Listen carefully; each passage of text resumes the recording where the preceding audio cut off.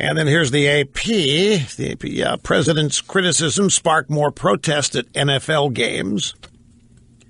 You know why this is? See, this is how out of touch the media and everybody in the NFL just went to town on this.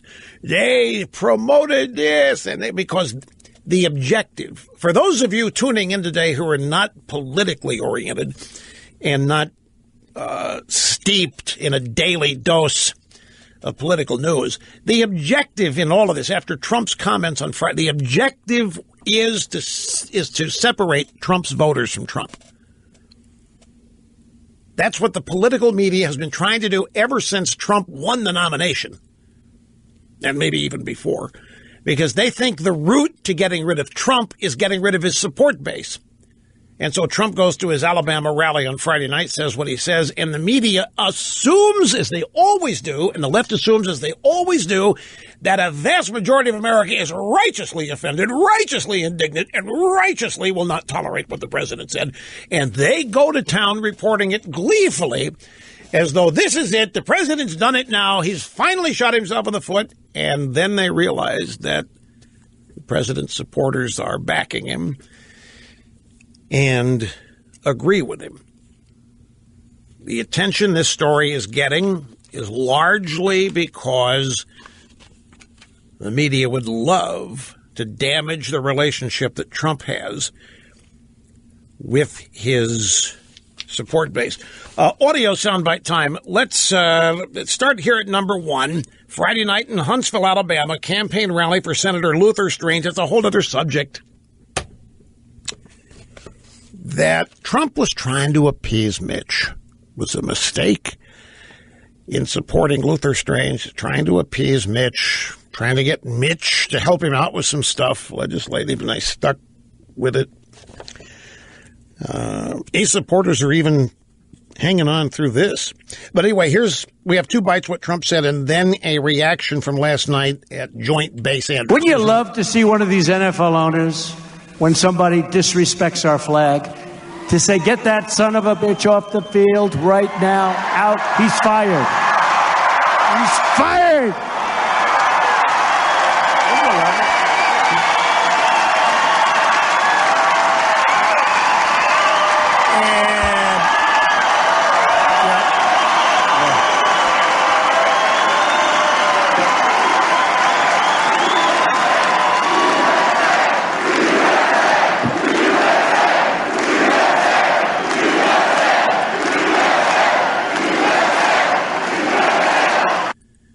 Did you hear all that unity?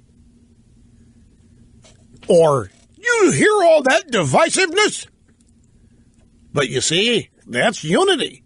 That's Trump supporters all in. Hook, line, and sinker. They bought it. They're all for it. Now, a bunch of NFL people took offense that Trump was calling players SOBs. He didn't use plural. He said, wouldn't you love to see one of these NFL owners, when somebody disrespects our flag, to say, get that SOB off the field right now? Another way of putting it, ma'am, would you take your child out of the store for a moment or out of the theater until the child stops crying? But he wasn't calling the whole league that. But, of course, it was reported that's what Trump thinks of everybody, and the NFL was reacting. Several people did. Here's the second thing that Trump said. Not a lot of attention being paid to this. The NFL ratings are down massively. Massively. Now, the number one reason happens to be that they like watching what's happening with yours truly. Because, today, if you hit too hard, right? They hit too hard. 15 yards, throw him out of the game. They had that last week. I watched for a couple of minutes. Two guys just really beautiful tackle. Boom, 15 yards. The referee gets on television. His wife is sitting at home. She's so proud of him. They're ruining the game. Right? Oh, man. This goes against every grain of reporting in the NFL now. You can't celebrate hard hits. We're trying to take those out of the game. You can't that's a future suicide potential. That's a future you can't celebrate that. You can't promote that. We're trying to take that out of the game, which they are. There's a guy named Bill Tobin. He's a scout for the Cincinnati Bengals. I think he's been with the Detroit Lions. He's a longtime NFL employee. And he's likewise not happy with the direction the game's going. He says, look, football is what it is. And there are concussions that happen to people all over this country that don't play football. And there are people that die and commit suicide that don't play football. He said, rather than go through all this, there are people that want to play this game. Make them sign a piece of paper acknowledging what's going on and let them play it if that's what they want to do. This is the United States. You engage in freedom.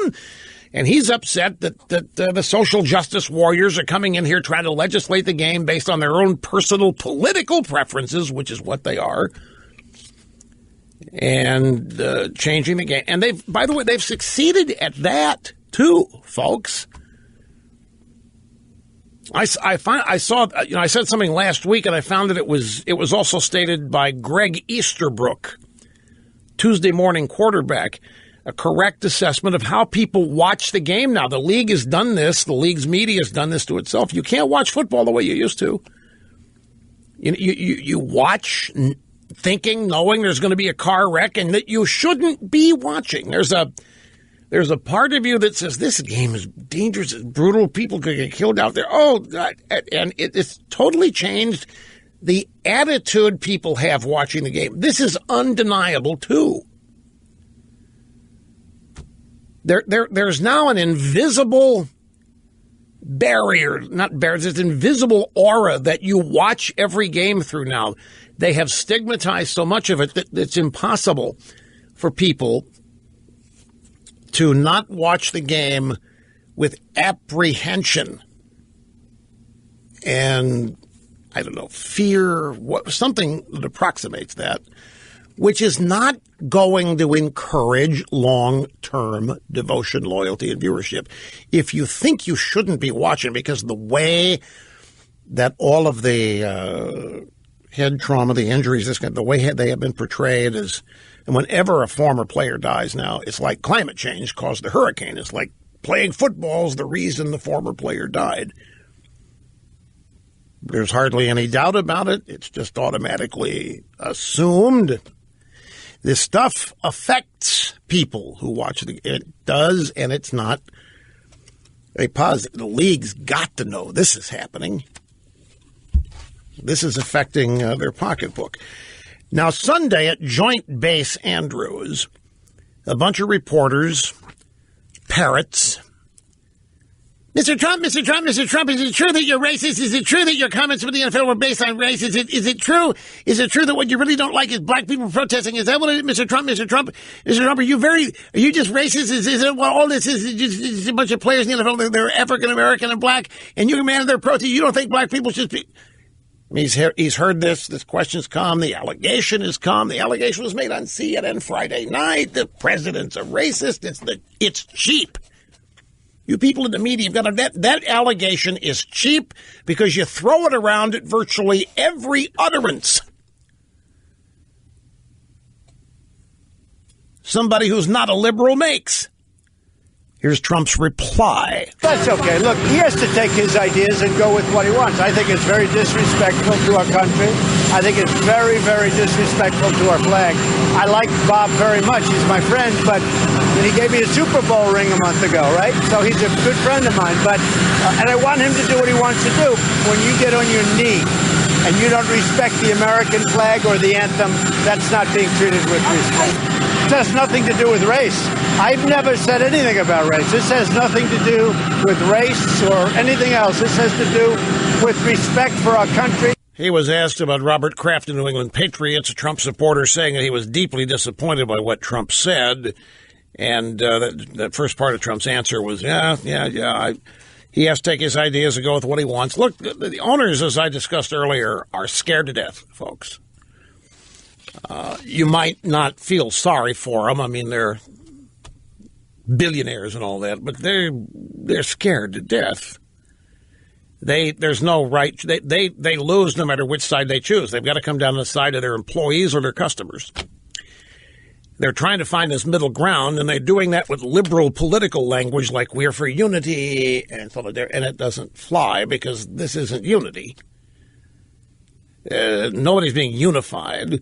The divisiveness is happening on Sundays. It's not happening White House where President Trump makes statements or in Alabama. By the way, something happened in Foxborough yesterday that I didn't know this either until reading the aftermath. But this is Gillette Stadium during the singing of the national anthem. Apparently, the fans booed. Drive-bys, I don't know if they showed this or not, but there are two bites here. When their players were kneeling and all that during the anthem. Here, listen.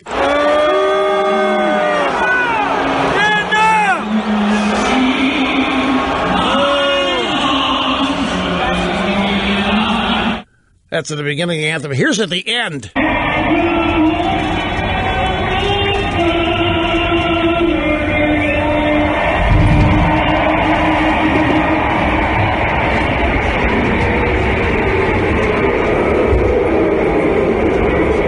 So proud of what we did at the NFL today. So proud of our reaction. Our unity. We all came together here today in the NFL. We really sucked until we came together.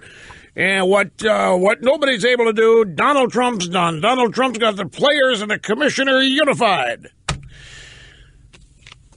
Right. The wagons are being circled around the NFL, and they're not seeing them. Here's a montage. NFL players and coaches. You characterize this yourself. Like President Trump's speech was an assault, on our most cherished right, freedom of speech. There's only a few times in a man's life where you have a chance to make a statement, and I took it. There are no SOBs in this league.